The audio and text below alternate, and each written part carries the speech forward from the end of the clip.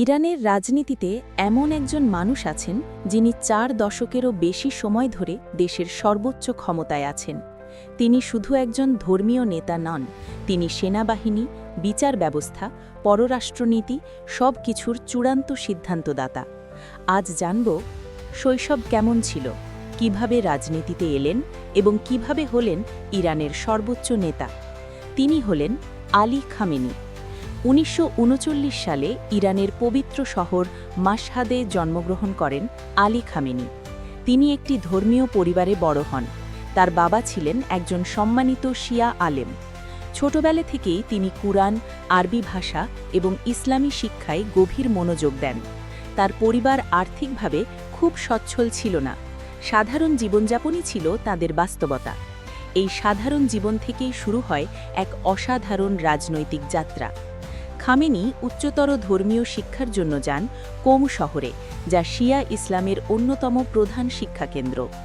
সেখানে তিনি ইসলামী আইন, ফিক, দর্শন এবং কুরআন ব্যাখ্যা নিয়ে গভীর পড়াশোনা করেন।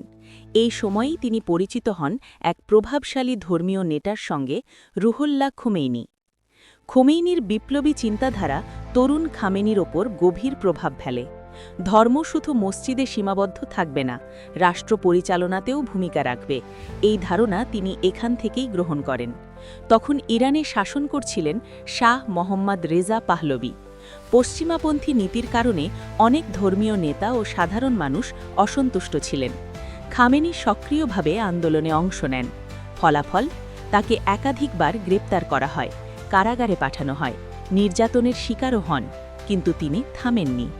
১৯৭৯ সালে ইরানে ঘটে ঐতিহাসিক ইসলামী বিপ্লব। শাহের পতন হয়, দেশে প্রতিষ্ঠিত হয় ইসলামী প্রজাতন্ত্র। এই বিপ্লবের অন্যতম সক্রিয় সংগঠক ছিলেন আলী খামেনি। বিপ্লবের পর তিনি দ্রুত রাষ্ট্রীয় গুরুত্বপূর্ণ পদে দায়িত্ব পান। ১৯৮১ সালে তিনি ইরানের রাষ্ট্রপতি নির্বাচিত হন। টানা ২ মেয়াদে দায়িত্ব পালন করেন ১৯৮৯ পর্যন্ত। এই সময় ইরান-ইরাক যুদ্ধ চলছিল। দেশ রাজনৈতিক ও সামরিক সংকটে ছিল। তিনি নিরাপত্তা ও বিপ্লবী কাঠামো শক্তিশালী করতে কাজ করেন। বিশেষ করে ইসলামিক রেভলিউশনারি গার্ড কর্পসের প্রভাব বৃদ্ধি পায় এই সময়। ১৯৮৯ সালে আয়াতুল্লাহ খোমেনি মৃত্যুবরণ করেন। এরপর ইরানের ধর্মীয় পরিষদ অ্যাসেম্বলি অফ এক্সপার্টস আলী খামেনিকে দেশের নতুন সর্বোচ্চ নেতা হিসেবে নির্বাচন করে। এই পদ শুধু ধর্মীয় নয়, রাষ্ট্রের সর্বোচ্চ রাজনৈতিক ক্ষমতাও এই পদের হাতে থাকে। সেনাবাহিনী, বিচার বিভাগ, রাষ্ট্রীয় সম্প্রচার, পররাষ্ট্রনীতি সবকিছুর চূড়ান্ত কর্তৃত্ব তার হাতে। খামেনির নেতৃত্বে ১. ইরান আঞ্চলিক শক্তি হিসেবে প্রতিষ্ঠিত হয়। ২. সামরিক সক্ষমতা বৃদ্ধি পায়। ৩. পারমাণবিক কর্মসূচি আন্তর্জাতিক আলোচনার কেন্দ্রবিন্দুতে আসে। ৪. মধ্যপ্রাচ্যে প্রভাব বিস্তার করে। তিনি নিজেকে পশ্চিমা আধিপত্যের বিরোধী শক্তিশালী কণ্ঠ হিসেবে প্রতিষ্ঠা করেন। তবে তার শাসন বিতর্কমুক্ত নয়। বিরোধীরা বলেন, বিক্ষোভ দমন, মতপ্রকাশের সীমাবদ্ধতা, মানবাধিকার প্রশ্ন এসব নিয়ে আন্তর্জাতিক সমালোচনা রয়েছে। সমর্থকরা বলেন, তিনি ইরানের ইসলামী পরিচয় ও সার্বভৌমত্ব রক্ষা করেছেন।